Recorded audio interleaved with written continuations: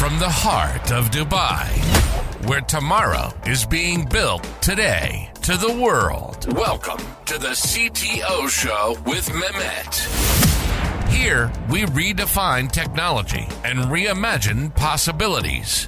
With Mehmet, delve into the riveting realms of AI, cybersecurity, and digital technology.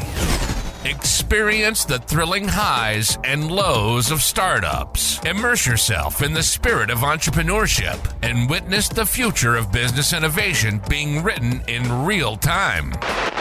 Now, without further ado, let's tune in and explore the future. Hello and welcome back to a new episode of the CTO Show with Mehmet. Today, I'm very pleased. Joining me from Canada, André Laplume. André, the way I like to do it is I keep it to my guests to introduce themselves, and feel free to tell us a bit more about your background, your journey, and what you're currently up to. So the floor is yours. Yeah, thank you for the invitation. Yes, I'm a professor. I'm André Laplume. I'm a professor at the Toronto Metropolitan University, and there I teach and do research in entrepreneurship and in strategy. And entrepreneurship has actually been an area of my primary interest recently, and I'm especially interested in the intersection between startups or entrepreneurs and in established incumbent organizations, right? Because they have all kinds of different types of interactions that go on. So a lot of my research has been on that interaction. I also, as part of my job as a professor, I train PhD students and master students, and they do research as well on these topics. And so the work that I'm talking about today is based to some extent on my research personally and the research of my co-authors and colleagues and students. So I'm happy to share with you guys today. That's really cool. And, entrepreneurship, as the audience would know, it's something that I'm personally also passionate about. The place where I want to start is, the book that you released recently, which is called Spinout Ventures. And, so if someone doesn't know, like, this is it's, something related to entrepreneurship, we say, okay, spin out and ventures, like it's something like really kind of contradictory because, you see this kind of fusion things and so on. So you decided to call it spin out ventures. Like, tell me a little bit more about what is the spin out here, in research team. And, how did you come up with the results? Of course, I know what means, but just for the audience. Yeah, sure. I mean, we didn't coin the term spinout. Spinout's been used for some time to describe when employees leave a company to start their own company. And I think there's been some sort of confusion over time because there's also another term, a corporate spinoff, which refers to when the management of an incumbent firm decides to take a business that they have and take it outside of the company as an independent company. But that's quite different from when individuals, and often very small teams, individuals or teams of 2 or 3 people who are employees at a company and who decide together or individually to leave and to start a new venture. And so that's not a managerial decision. Usually that's a decision that's made by the individual employee entrepreneurs. And so that's what distinguishes them from things like corporate spinoffs. So we didn't coin the term, but we do use it, and we think it's a helpful term because there really isn't another term for it out there. Sometimes people say, well, startups founded by alumni of Microsoft or something like that, right? But the spin-out venture term, we think, is a good term to describe it, and it's been used quite a bit in the academic literature. So we're trying to bring it into the mainstream literature or the mainstream world. Cool. Good to know. Now, based, of course, on, the research that you've done, you had a point, and, with your colleagues and, of course, the fellow students that help you with the research.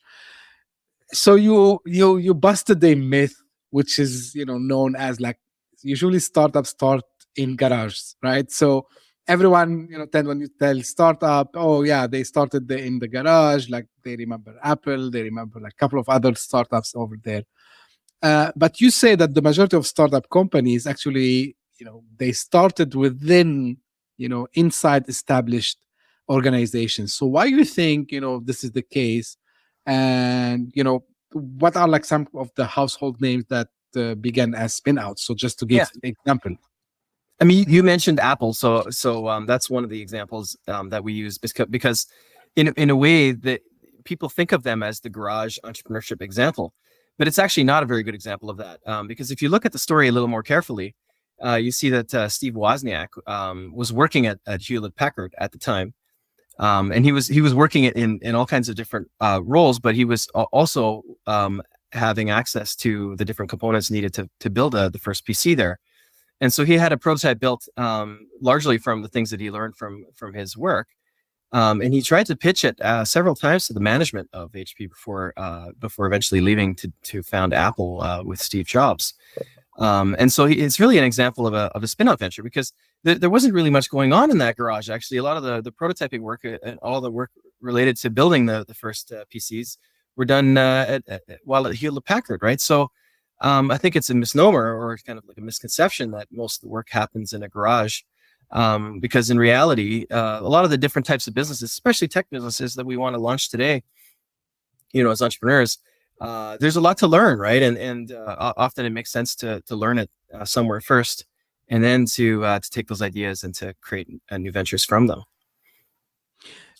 Another example that came to my mind, Andre, is Intel. Because the 4 engineers that they started Intel, they were working to another semiconductor chip company, and they were not. I'm not saying agreement with the management, but the management was like a little bit retrofit. They old style. They didn't want to try something new, and they get over there. So, from your research, have you seen like usually these founders, they come from, let's say, same background in a sense? I mean, they have like same characteristics, or is this, each time it can be, from different personality, it can be like from different type of employees within the company that they will go actually and start. So what I'm looking for, Andre, is actually if there's something within the personality of these founders or entrepreneurs, like, is it always the same? Like, is it the same thing that motivates them to leave? Is it because they face rejections? What is it? Yeah, I mean, that's an interesting question. I think a lot of the early research in entrepreneurship focused a lot on the personality of the entrepreneur or what are the specific traits of the individuals. But I think when you look at the spin-out founders, what most of them have in common is that they've spent time learning in a learning environment, which is an established organization, and they've gotten to some point where they were triggered to form a spin-out. And we've seen lots of different examples. You gave an example of a strategic disagreement, right? It often happens when employees are perhaps unhappy with the decisions of management, and they want to pursue a spin out because they want to pursue a different strategy or a different technology that the parent organization is not interested in, right? So that's like the classic trigger. But there are many more, and research, recent research shows that the triggers can be pretty mundane. Like sometimes it's just interpersonal conflicts, that occur within the parent organization that leads to a spin out, right? Or sometimes there can be ethical conflicts where the employees perhaps they don't like the way that the company is being managed, or they don't like the way the business is being conducted, and they want to do it better, and so they leave to do a spin out that way. So often, the trigger, I would say, tends to be kind of a friction or a frustration that leads to this motivation to pursue their own venture. Now, I'm not sure if the research also included like how much such startups are more successful than the ones that they start. The entrepreneur didn't work any other place. So, is there like any statistics that shows their success ratio compared to the traditional way of how people think startups start? Yeah, I mean, there have been studies. There haven't been a ton of studies, but the ones that have been done show that the spin-out ventures do tend to perform better.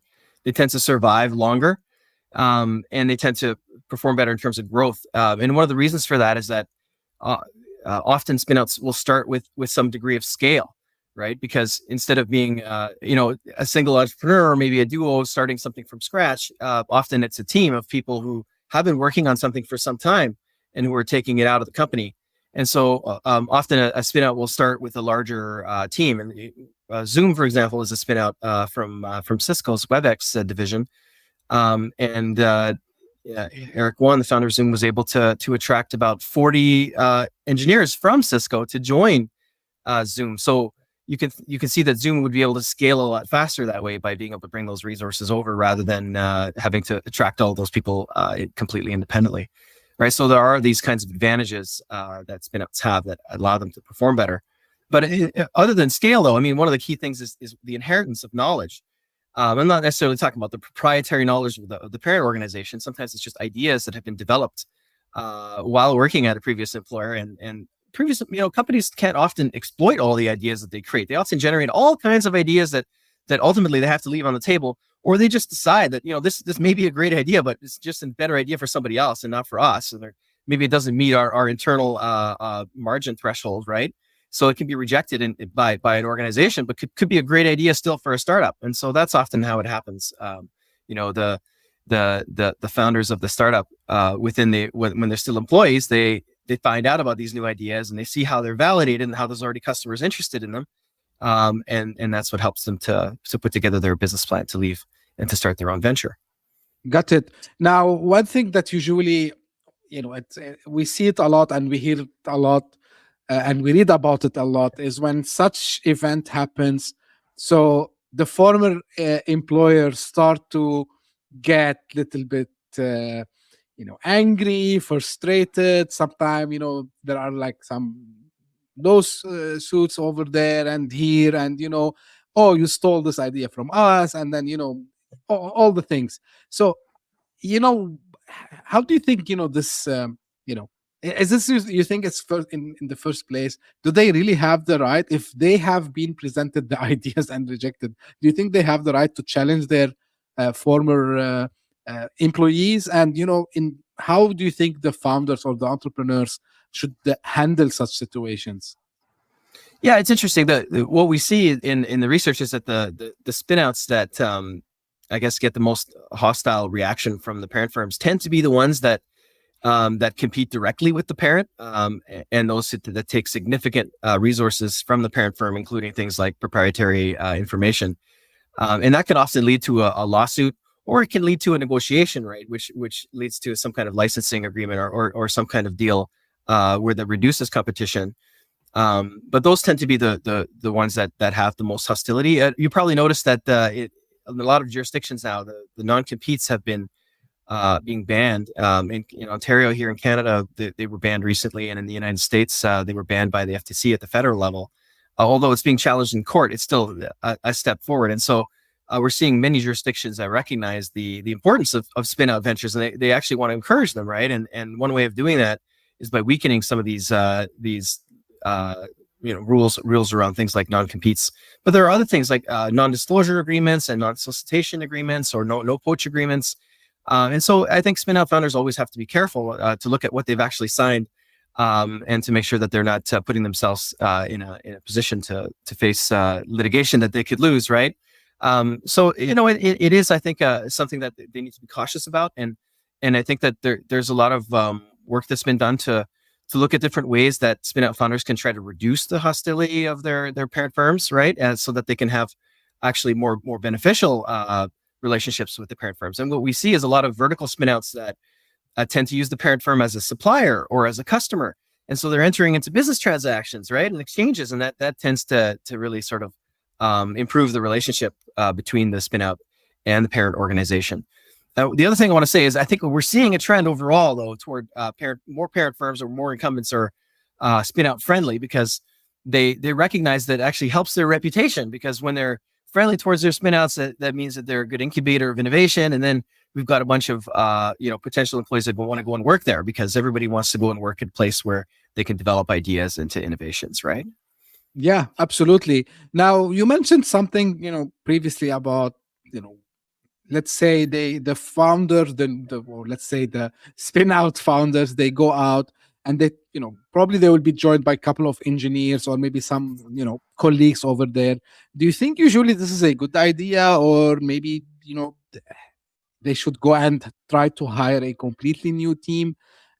Is there like also any benchmark, like seeing what was the success of getting some old friends and colleagues from the old company versus going and building a completely new team? Well, I mean, I think that what we see is that there's an advantage in being able to build a team fairly quickly by attracting some of the former colleagues, right?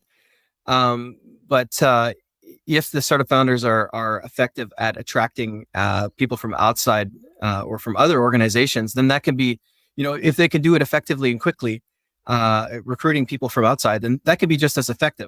It's just that on average, there's an advantage to being able to leverage your network from previous employment to be able to attract resources to your startup, right? And that doesn't, I'm not talking about necessarily solicitation or poaching here, because oftentimes it's the employees of the parent organization find out about the spin out or hear about it or are attracted to go and work there, because they hear about the innovation, they hear about it succeeding outside, and so it isn't really necessarily something that leads to a lot of conflict, especially when we're talking about often a pretty small trickle of employees compared to a very large organizations. Like if you think about Cisco and the size of that company and the tens of thousands of employees that it has, right?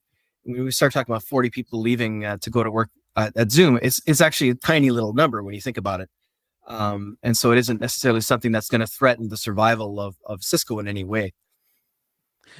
Now, one thing that also just came to my mind, is there like any other challenges, from these entrepreneurs? Because again, probably they didn't have any, I would say, startup experience, in a sense that they didn't start a company themselves. So what potentially, can go wrong when they do this? Like what kind of risks they might face? And, is there like some ways that, they could follow so they can navigate these challenges effectively? Yeah, I mean I think that spinouts still, they still face many of the same hazards, that all startups face, and so there's perhaps a reduction in risk, in uncertainty for a spinout, but it doesn't shield them from that stuff at all, or doesn't shield them from that stuff entirely.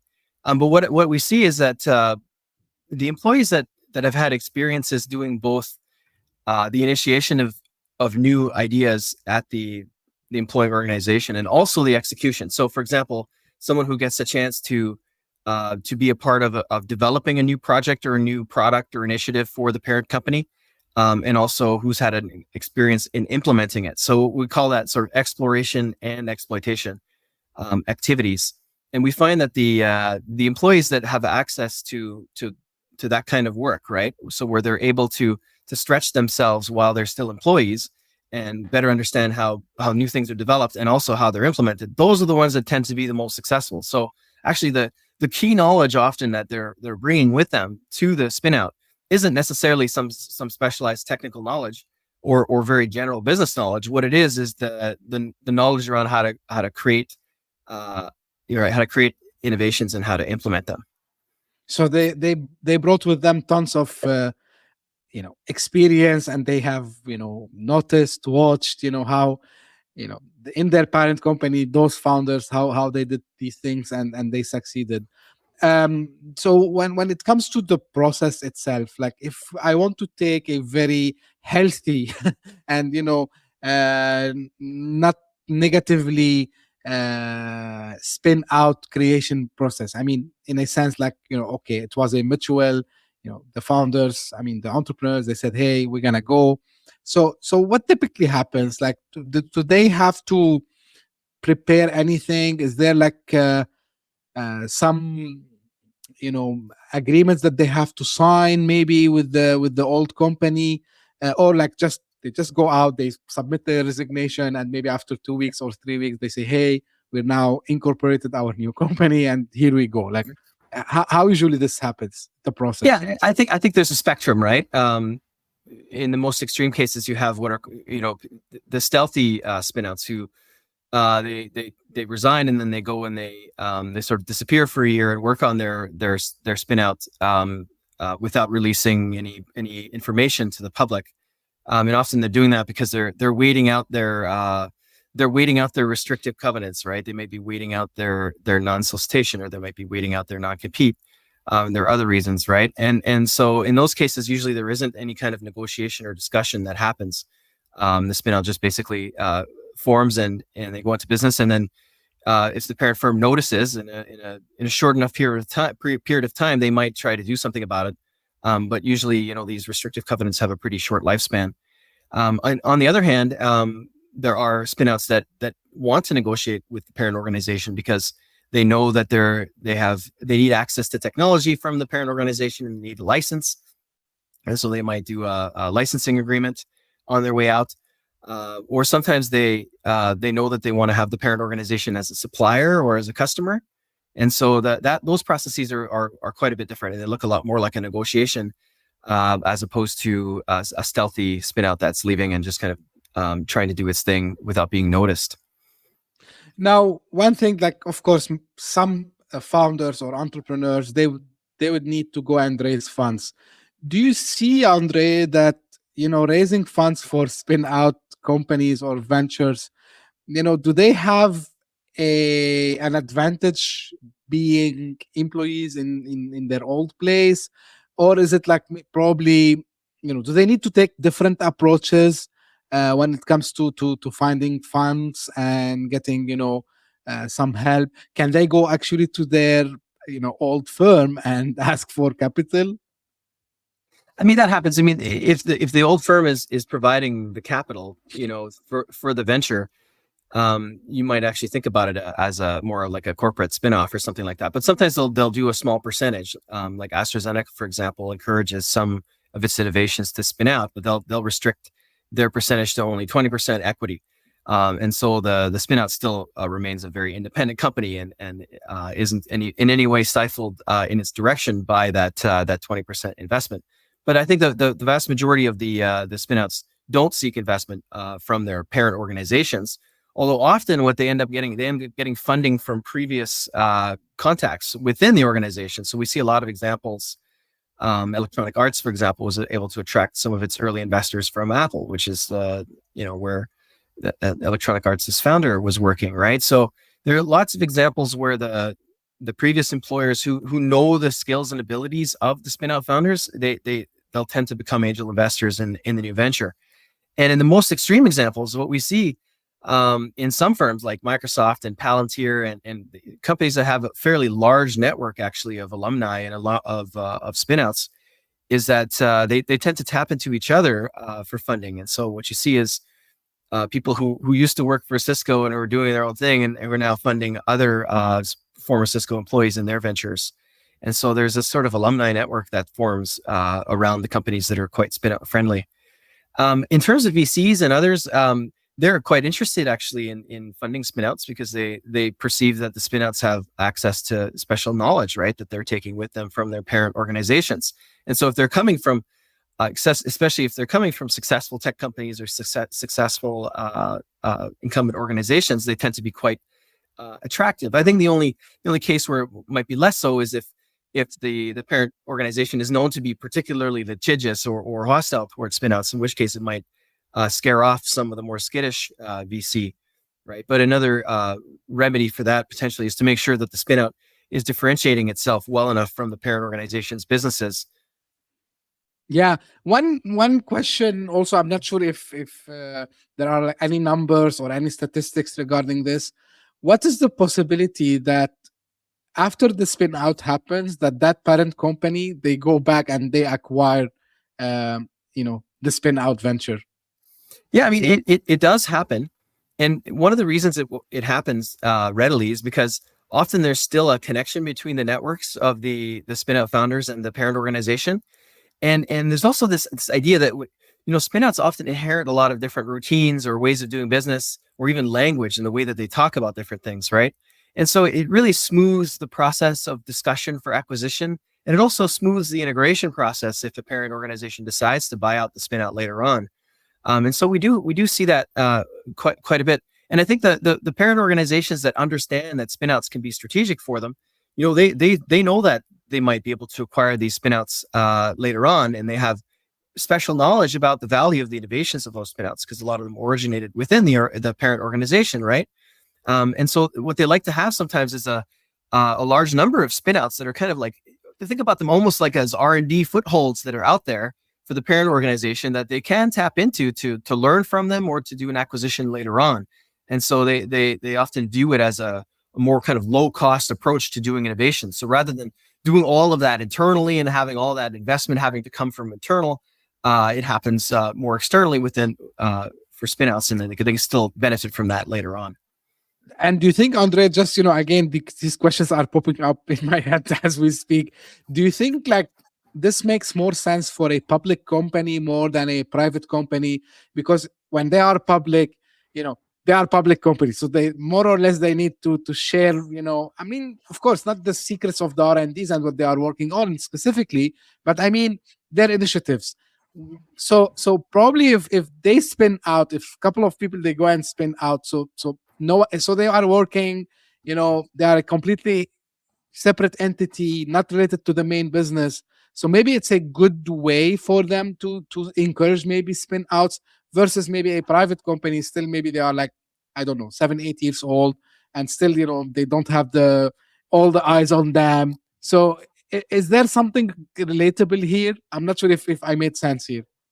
Well, we see spinouts coming out of organizations at all the different stages. Even sometimes startups that are just a few years old have encounter spinouts. Sometimes it's a disagreement between the co-founders or other things that lead to spinouts, right? So we do see them in large startups. We see them in large tech firms that, especially the ones that have big budgets for innovation. They're constantly funding all types of different projects, and many of those projects just aren't going to fit with the company's strategy at the end of the day, right? So we even see them in declining businesses. I mean, one example is Nokia. So when Nokia's handset business was declining, they had a rather large division that they needed to shut down, and they were facing the prospect actually of laying off thousands of people. And so they actually created what they called the Bridge program. And what they did was they provided entrepreneurial education to all of the employees that were working in that division, and they gave them the option to take an idea and the IP for that idea and to take it into a spin-out venture. And they even provided some bridge financing to help them do it. And so rather than seeing something as a total loss, right, laying off and shutting down a division, what they did was they took all of the great ideas that were in that division, they allowed them to flourish externally. And what that did for the company too, if you think about Nokia, in its home country, what it did is it created a robust pool of human resources still working on different tech companies within their region. So later on, when they want to grow another division, well, they have a pool of resources to draw on and a bunch of different innovations that they might be able to pursue as well. And so companies with a long-term vision like that, and like Nokia, I think they can take advantage of spinouts even in their decline. Absolutely. Now, one thing that also I think we didn't discuss, how an employee, he or she, they know that, like, it's now time to me to leave here. I need to go and start this by myself. So what are like kind of the signals, let's say, that they, they start to, they will take into consideration, so they know that, okay, now it's time for us to leave and start our own thing. And, what happens afterwards? Yeah, I mean, I don't know that there really is a signal necessarily, but we do hear, from the interviews that we've done with many of these spin-out founders, we do tend to hear a lot of the same things kind of coming up. For instance, dissatisfaction with the management or how things are managed within the existing company, and what that usually comes with is an idea of how to do it better, right? So they've come to a point in their career where they know enough that they feel like they understand how the business works, and they also think that maybe they could do it better, right? And as soon as they get into that mindset, then usually it's just like a matter of time before they're triggered into actually doing their spin out or leaving to go and work for another company or something like that, right? And so that can take more or less time depending on the individual. We've seen people do a co-op work term for a couple of semesters at a company And that was enough for them to gain the idea and to leave and do their own spin out, right? Whereas other people stay and work for a company for 10, 15 years before they get to that point where they feel that they're ready. But when they are ready, there are many different types of triggers, and one of the triggers is a financial trigger. That you can think about. Call them liquidity events and things like that. You mentioned public companies. Well, a lot of employees in public companies, or especially as they're going public, they have shares in the companies, and when companies go for an IPO, for example, what often happens is it creates a bunch of liquidity for a lot of the employees that were working there and who had a bunch of shares in the company. And now they can sell those shares and have a bunch of money to start a spin-out venture or any company of their own, right? And so we do see these events that happen that can create almost like a whole bunch of spin-outs at the same time, right? Another example is when PayPal was acquired by eBay, right? Mm-hmm. eBay had a very different management style than PayPal did. And when they tried to implement this very kind of rational management style, what it did was it created a clash, and a lot of the more entrepreneurial employees at PayPal, they couldn't stand for it, and they ended up leaving. And most of those ended up starting their own companies, right? And so sometimes they happen in waves. So it's interesting to see this phenomenon both at the individual level and as a wave, Yeah, and one thing, Andre, like with now, because you mentioned something that, of course, like more and more these liquidity events are happening, and I mean, and globally, I have a feeling that there is a more, you know, if you ask someone maybe, I don't know, 15, 20 years ago, are you going any time to be an entrepreneur, or I mean to found your company? Nah, like I'm staying in the company. To your point, like they used to stay long time. Are we? Do you expect to see more of these spin outs events in the future? Because now everyone, they start to look around and said, hey, like if they were able to do it, I can do it. If they were able to be successful, I can be successful. I can get funds. I can do this. I can do that. So are we expecting to see more spin outs in the market? Yeah, I do think so. I think it's increasingly difficult to do a de novo startup unless it's a spin out coming out of university research or something like that. I mean, most of especially in the tech industry, there's knowledge that's needed, know-how that's needed, not something that could just be acquired by a book, right? And so I think increasingly what we're seeing is in a more complex world, most of the startups, the successful startups that we're going to see are going to be spin-outs, because they need to take that some of that knowledge with them. You gave the example of Intel earlier, and actually, if you look at Silicon Valley and you look at this process of creating chips, right? Shockley was the first one in their laboratory, and then Fairchild came out of that, and they were producing them, and then Intel and AMD, and it's all really it's like a lineage of companies. And the reason for that is that the know-how needed to be able to actually produce chips, isn't something that someone on the street can just figure out. I mean, even in university laboratories, it's very difficult to figure it out, and it takes a lot of trial and error and process and observing and seeing what happens. And so that's why it's so important to have that experience within the companies actually doing it before trying to do it yourself.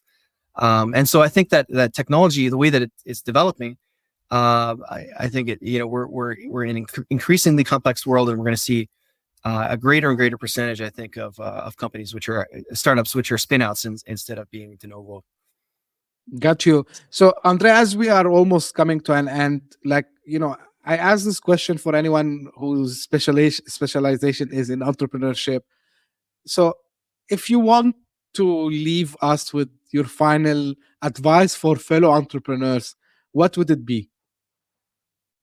Yeah, I think for those that are working in organizations right now, I think a lot of them sometimes see a job as a kind of trap or as maybe just as a way to produce income, rather than seeing it as a learning environment or as an opportunity. And so I think that if we can sort of change the way that we think about employment, instead of just being a place that we're doing our work or earning our income, we can see it as a learning environment where innovations are happening and perhaps not being pursued, and looking at it from that lens and thinking about all the different stakeholders involved in an industry and what it is that they want, and are they getting what they want. And I think if we turn that entrepreneurial lens on our employing organizations, then we can learn a heck of a lot about what our next startup might look like. Fantastic. Finally, Andre, where people can find the book and how they can get connected with you. Yeah, I mean, they can get connected with me through LinkedIn. I'm pretty easy to find just by my name. It's a somewhat unique name, I suppose. The book's available, Spinout Ventures, available on Amazon and all over the place, and all the normal places that you'd find the books. And I hope that people who are interested in finding out more, both on the managerial side. So the book is written in a way that someone who's an employee who wants to do a spinout can learn a lot about what that's like and what the process is like and what the do's and don'ts are. But it's also written in a way that a manager working at an incumbent company can read the book and better understand how to manage or how to deal with employees who want to leave and do spinouts, and how to view it also as an opportunity rather than as a negative thing. Great. I will make sure that I will put the links in the show notes or in the description if you're watching this on YouTube.